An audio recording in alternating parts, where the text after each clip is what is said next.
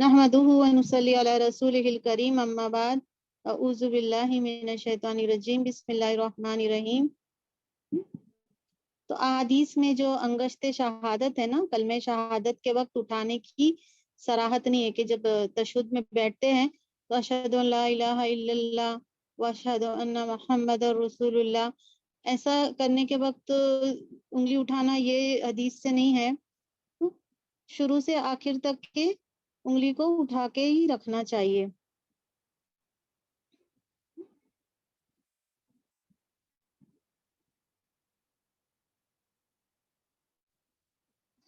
انگشت شہادت اٹھانا شیطان کو تلوار مارنے سے زیادہ سخت ہے۔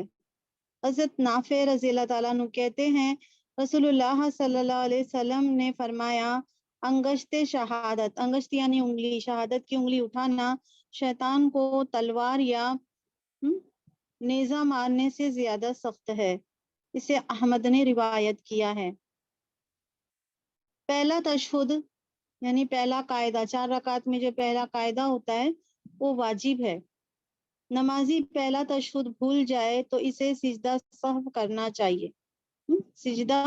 سجدہ سہو کہتے ہیں، سہو نہیں کہتے ہیں، سجدہ سہو کرنا چاہیے۔ حضرت عبداللہ بن مالک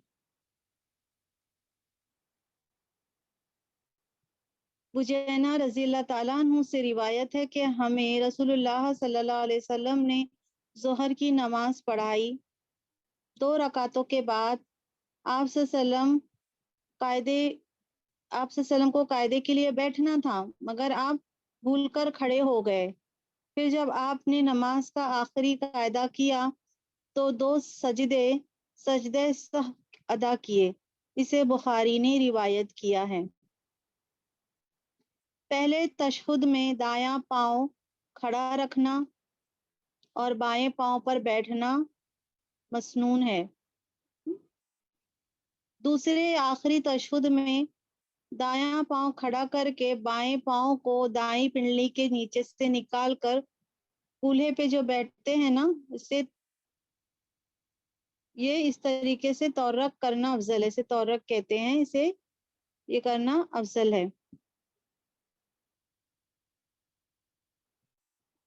حضرت ابو حمید سعدی رضی اللہ تعالیٰ عنہ صحابہ کرام کی مجلس میں بیٹھے ہوئے تھے، کہنے لگے مجھے حضور صلی اللہ علیہ وسلم کا طریقہ نماز تم سب سے زیادہ یاد ہے۔ رسول اللہ صلی اللہ علیہ وسلم دوسری رکعت کے بعد پہلے تشہد میں دایاں پاؤں کھڑا کرتے اور بائیں پاؤں پر بیٹھتے۔ آخری رکعت یعنی دوسرے تشہد میں بایاں پاؤں دائیں پاؤں کی پنڈلی سے نکال لیتے اور دایاں پاؤں کھڑا کر کے کولہے پر بیٹھتے۔ اسے بخاری نے روایت کیا ہے۔ دوسرے تشہد میں اتحیاتوں کے بعد درود شریف اور اس کے بعد مسنون دعاؤں میں سے کوئی ایک دعا پڑھنی چاہیے۔ پہلے تشہد میں اتحیاتوں پڑھنا چاہیے اور دوسرا جو تشہد ہوتا ہے اس میں اتحیاتوں کے بعد درود شریف اور اس کے بعد کوئی بھی مسنون دعا میں سے کوئی ایک دعا پڑھنی چاہیے۔ حضرت فضالہ بن عبید رضی اللہ تعالیٰ عنہ کہتے ہیں رسول اللہ صلی اللہ علیہ وسلم نے ایک آدمی کو نماز میں درود کے بغیر دعا مانگتے ہوئے سنا۔ آپ صلی اللہ علیہ وسلم نے فرمایا اس نے جلدی کی۔ پھر آپ نے اسے اپنے پاس بلایا یا کسی دوسرے شخص کو مخاطب کر کے فرمایا کہ جب کوئی نماز پڑھے تو اللہ کی حمد و ثنا بیان کرے، پھر اللہ تعالیٰ کے نبی صلی اللہ علیہ وسلم پر درود بھیجے، اس کے بعد جو چاہے دعا مانگے۔ اسے ترمذی نے روایت کیا ہے۔ رسول اکرم صلی اللہ علیہ وسلم نے نماز میں درود شریف پڑھنے کی جو ہدایت کی ہے وہ یہ ہے کہ اللہم صلی علی محمد وعلی آل محمد کما صلیت علی ابراہیم وعلی آل ابراہیم انکا حمید مجید، اللہم بارک علی محمد وعلی آل محمد کما بارکت علی ابراہیم وعلی آل ابراہیم انکا حمید مجید۔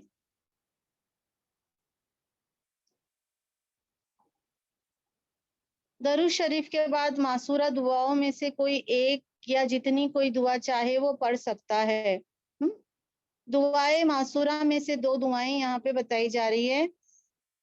ایک یہ ہے کہ اللہم انی اعوذ بکا من عذاب القبر و اعوذ بکا من فتنة المسیح دجال و اعوذ بکا من فتنة المحیا والممات.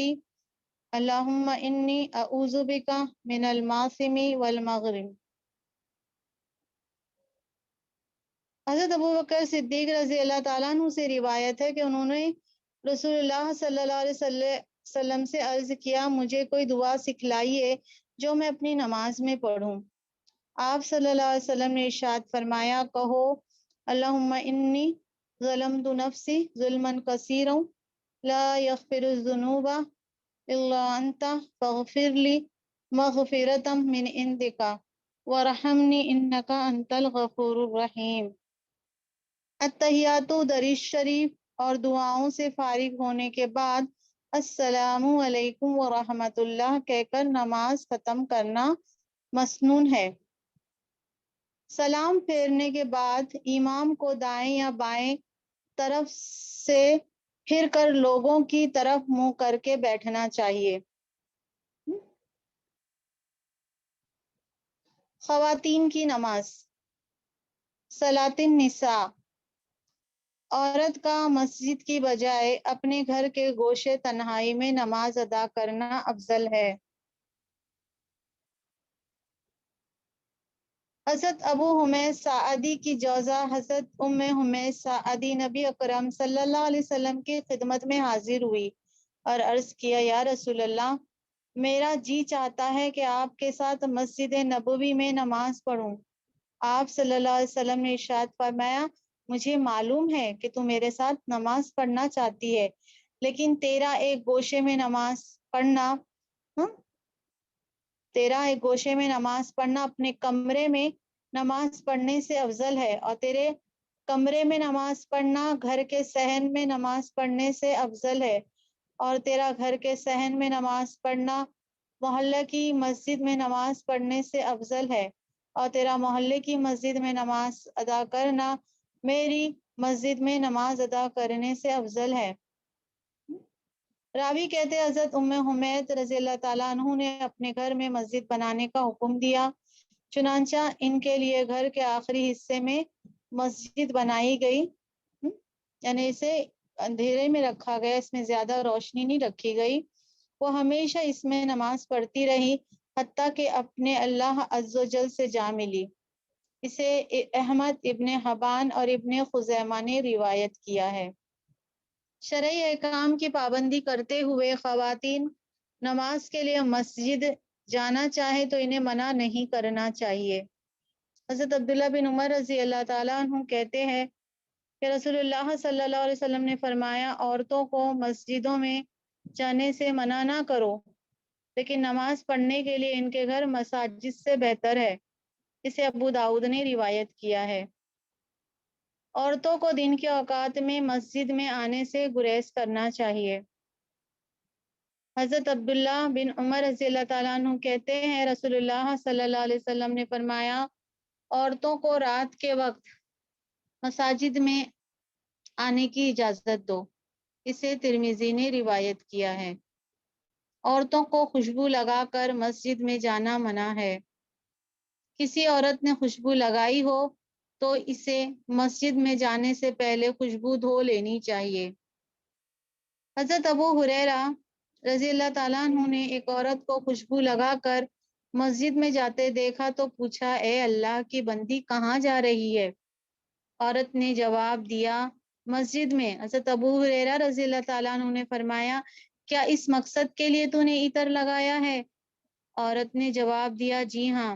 حضرت ابو ہریرہ رضی اللہ تعالیٰ عنہ کہنے لگے میں نے رسول اللہ صلی اللہ علیہ وسلم کو فرماتے ہوئے سنا ہے کہ جو عورت خوشبو لگائے اور پھر مسجد میں جائے اس کی نماز قبول نہیں کی جاتی ہے ہاں مگر یہ کہ وہ خوشبو کو دھو کر مسجد میں جائے. اسے ابن ماجہ نے روایت کیا ہے. سر پر چادر یا موٹا دوپٹہ لیے بغیر عورت کی نماز نہیں ہوتی. عورتوں کو مردوں کی صف سے الگ صف بنانی چاہیے. عورت تنہا صف میں کھڑی ہو سکتی ہے، یعنی مردوں کی صف اگر بھر گئی ہے اور کوئی نہیں ہے تو عورت اکیلے بھی پیچھے صف میں کھڑی ہو سکتی ہے۔ عورتوں کی سب سے اچھی صف پچھلی ہے اور سب سے بری صف پہلی، یعنی مردوں سے جڑی ہوئی وہ سب سے بری ہے۔ حضرت ابو ہریرہ رضی اللہ تعالیٰ عنہ کہتے ہیں رسول اللہ صلی اللہ علیہ وسلم نے فرمایا، عورتوں کی بہترین صف سب سے آخری اور بدترین صف پہلی، یعنی مردوں سے متصل ملی ہوئی، اور مردوں کی بہترین صف پہلی اور بدترین یعنی آخری، یعنی عورتوں سے جو مل جائے۔ اسے ابو داؤد نے روایت کیا ہے۔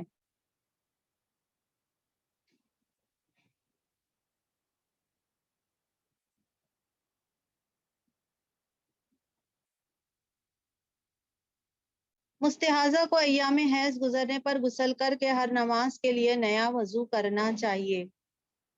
حائضہ کے لیے حیض کے دنوں کی نماز کی قضا نہیں ہے۔ شرعی احکام کی پابندی کرتے ہوئے خواتین نماز عید کے لیے مسجد یا عیدگاہ میں جانا چاہیں تو جا سکتی ہے۔ نماز کے بعد اذکار مسنونہ۔ فرض نماز سے سلام پھیرنے کے بعد اونچی آواز میں ایک مرتبہ اللہ اکبر اور آہستہ آواز میں 3 مرتبہ استغفر اللہ کہنا، اس کے بعد اللہم انت السلام پڑھنا مسنون ہے۔ اللہم انت السلام ومنک السلام تبارکتا یا ذا الجلال والاکرام کہنا چاہیے۔ یعنی فرض نماز سے سلام پھیرنے کے بعد اونچی آواز میں ایک مرتبہ اللہ اکبر کہنا چاہیے اور آہستہ آواز میں 3 مرتبہ استغفر اللہ کہنا چاہیے، اور یہ دعا پڑھنی چاہیے، اللہم انت السلام ومنک السلام وتبارکت یا ذا الجلال والاکرام پڑھنا چاہیے۔ چند اور دوسری مسنون دعائیں بھی ہے، جیسے کہ ربی اعنی علی ذکرک و شکرک و حسن عبادتک۔ حضرت معاذ بن جبل رضی اللہ تعالیٰ عنہ فرماتے ہیں رسول اللہ صلی اللہ علیہ وسلم نے میرا ہاتھ پکڑ کر فرمایا، اے معاذ مجھے تم سے محبت ہے۔ میں نے عرض کیا یا رسول اللہ میں بھی آپ سے محبت کرتا ہوں۔ آپ نے ارشاد فرمایا، اچھا تو پھر ہر فرض نماز کے بعد یہ کلمات کہنا نہ بھول کہ اے پروردگار مجھے اپنا ذکر کرنے، شکر اور بہترین عبادت کرنے کی توفیق عطا فرما۔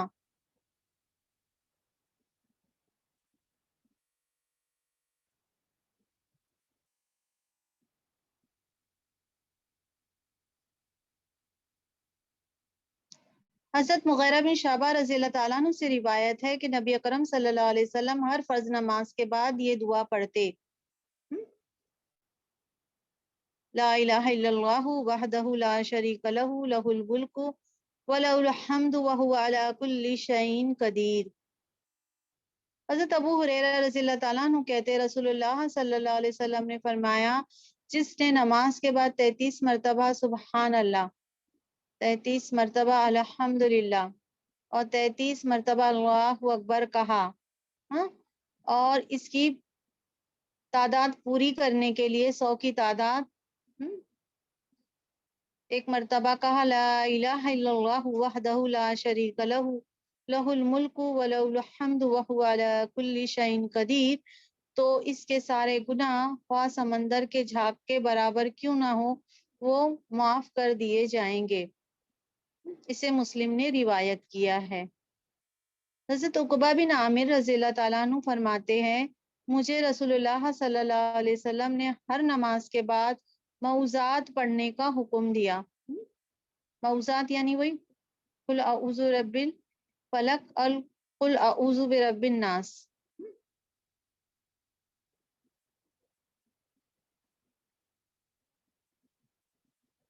حضرت ابو امامہ رضی اللہ تعالیٰ عنہ کہتے ہیں رسول اللہ صلی اللہ علیہ وسلم نے فرمایا، جس نے ہر نماز کے بعد آیت الکرسی پڑھی، اسے موت کے سوا کوئی چیز جنت میں جانے سے نہیں روک سکتی۔ حضرت ابو سعید خدری رضی اللہ تعالیٰ عنہ کہتے نبی اکرم صلی اللہ علیہ وسلم جب نماز سے سلام پھیرتے تو 3 مرتبہ یہ کلمات ارشاد فرماتے: سبحان ربک رب العزت عما یصفون وسلام علی المرسلین والحمد للہ رب العالمین۔ 3 مرتبہ یہ کلمات ارشاد فرماتے آپ صلی اللہ علیہ وسلم۔ نماز میں جو جائز امور کے مسئلے، نماز میں اللہ کے خوف سے رونا درست ہے۔ حضرت عبداللہ بن شخیر رضی اللہ تعالیٰ عنہ فرماتے میں نے نبی اکرم صلی اللہ علیہ وسلم کو نماز پڑھتے دیکھا تو نماز میں رونے کی وجہ سے آپ کے سینے سے ہانڈی کے جوش کی آواز آ رہی تھی۔ اسے ابو داؤد اور نسائی نے روایت کیا ہے۔ نماز میں بیماری یا بڑھاپا وغیرہ کی وجہ سے عصا پر ٹیک لگانا یا کرسی وغیرہ استعمال کرنا جائز ہے۔ حضرت ام قیس بنت محسن رضی اللہ تعالیٰ عنہ سے روایت ہے کہ رسول اللہ صلی اللہ علیہ وسلم کی عمر مبارک جب زیادہ ہو گئی اور موٹاپا بڑھ گیا تو آپ نماز کی جگہ پر عصا رکھتے اور دوران نماز اس سے ٹیک لگا لیتے۔ اسے ابو داؤد نے روایت کیا ہے۔ بڑھاپے یا بیماری کی وجہ سے نفل نماز کا کچھ حصہ کھڑے ہو کر اور کچھ حصہ بیٹھ کر پڑھنا جائز ہے۔ تکلیف دہ، نقصان پہنچانے والی چیز کو نماز کی حالت میں مارنا جائز ہے۔ حضرت ابو ہریرہ رضی اللہ تعالیٰ عنہ کہتے ہیں رسول اللہ صلی اللہ علیہ وسلم نے فرمایا کہ نماز میں سانپ اور بچھو کو مارو۔ اسے احمد اور ابو داؤد نے روایت کیا ہے۔ کسی عذر کے کسی وجہ سے سجدے کی جگہ اگر مٹی یا کنکر وغیرہ آ جائے تو 1 مرتبہ دوران نماز اس کو ہٹایا جا سکتا ہے۔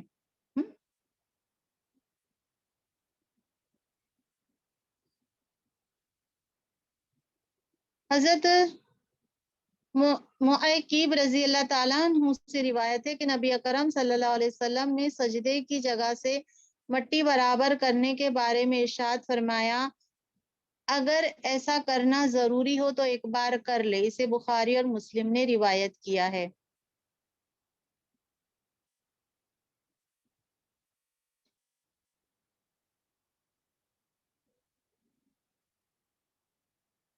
شیطان کے وسوسہ ڈالنے پر دوران نماز میں تعوذ پڑھنا جائز ہے۔ حضرت عثمان بن ابو العاص رضی اللہ تعالیٰ عنہ نے کہا یا رسول اللہ صلی اللہ علیہ وسلم شیطان میرے اور میری نماز کے درمیان حائل ہوتا ہے، نیز میری قرات میں شک ڈالتا ہے۔ تو حضور صلی اللہ علیہ وسلم نے فرمایا اس شیطان کا نام خزب ہے، خازبہ۔ جب اس کی اکساہٹ محسوس کرو تو دوران نماز ہی تعوذ یعنی اعوذ باللہ من الشیطان الرجیم پڑھ لو اور بائیں طرف دل کے اوپر 3 مرتبہ تھوکو۔ حضرت عثمان رضی اللہ تعالیٰ عنہ کہتے میں نے ایسا ہی کیا اور اللہ تعالیٰ نے شیطان کو مجھ سے دور کر دیا۔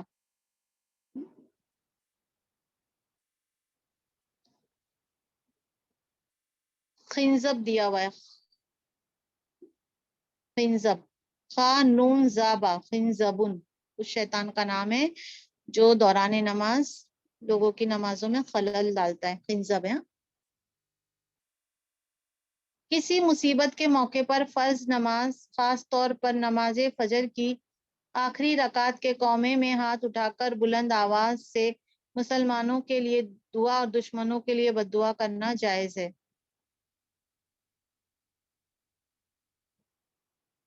سخت گرمی کی وجہ سے سجدے کی جگہ کپڑا رکھ لینا جائز ہے۔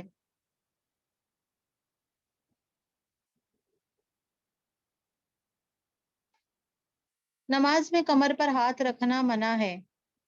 حضرت ابو ہریرہ رضی اللہ تعالیٰ عنہ فرماتے ہیں کہ رسول اللہ صلی اللہ علیہ وسلم نے نماز میں پہلو پر ہاتھ رکھنے سے منع فرمایا ہے۔ اسے بخاری اور مسلم نے روایت کیا ہے۔ اب نماز میں جو کام نہیں کرنا چاہیے اس کے بارے میں ہے۔ نماز میں انگلیاں چٹکانا یا انگلیوں میں انگلیاں ڈالنا منع ہے۔ نماز میں جمائی لینے سے حتی الوسع پرہیز کرنے کا حکم ہے۔ حضرت ابو سعید خدری رضی اللہ تعالیٰ عنہ سے روایت ہے کہ رسول اللہ صلی اللہ علیہ وسلم نے فرمایا، جب کسی کو نماز میں جمائی آئے تو اسے حتی المقدور روکے، کیونکہ اس وقت شیطان منہ میں داخل ہوتا ہے۔ اسے مسلم نے روایت کیا ہے۔ نماز میں نگاہیں آسمان کی طرف اٹھانا منع ہے۔ حضرت ابو ہریرہ رضی اللہ تعالیٰ عنہ کہتے ہیں، رسول اللہ صلی اللہ علیہ وسلم نے فرمایا، لوگوں کو نماز حالت میں دعا مانگتے ہوئے اپنی نگاہیں آسمان کی طرف اٹھانے سے باز آنا چاہیے، ورنہ ان کی نگاہیں اچک لی جائیں گی۔ اسے مسلم نے روایت کیا ہے۔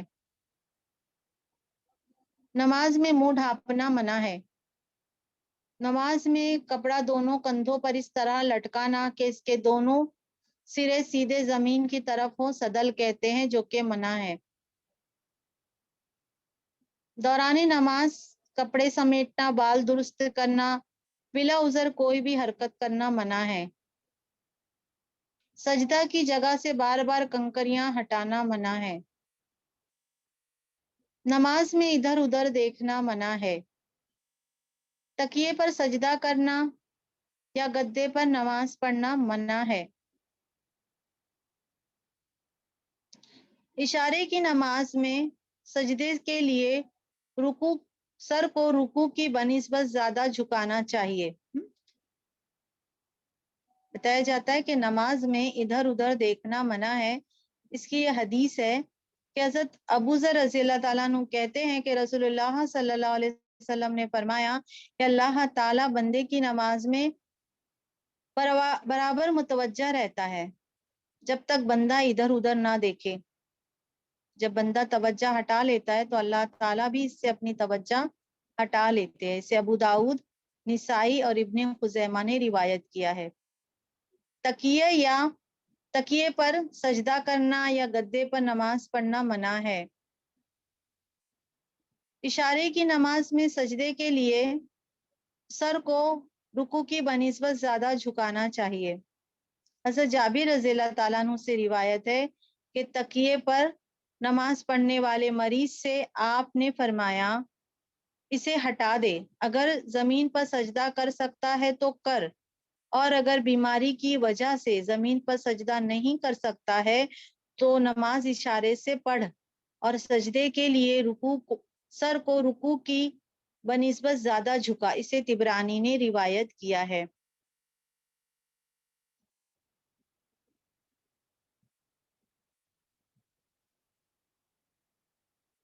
سبحان ربک رب العزت عما یصفون وسلام علی المرسلین والحمد للہ رب العالمین۔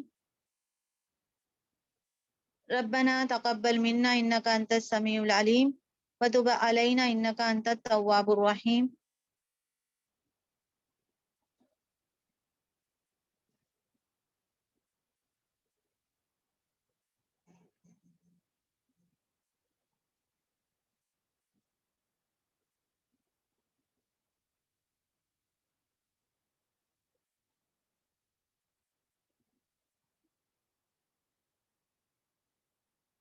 دیکھیے اسکرین شاٹ میں، اللہم اغفر لی وارحمنی وجبرنی وعافنی وہدینی وارزقنی وارفعنی، یہ جلسے کی دعا ہے، 2 سجدوں کے درمیان میں۔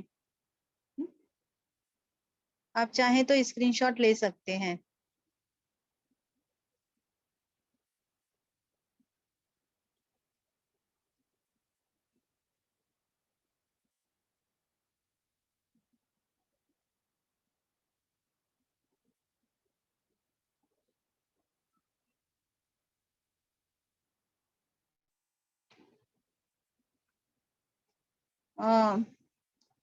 سسٹر ریکارڈنگ آف کر دیجئے گا، ہو گیا ہے۔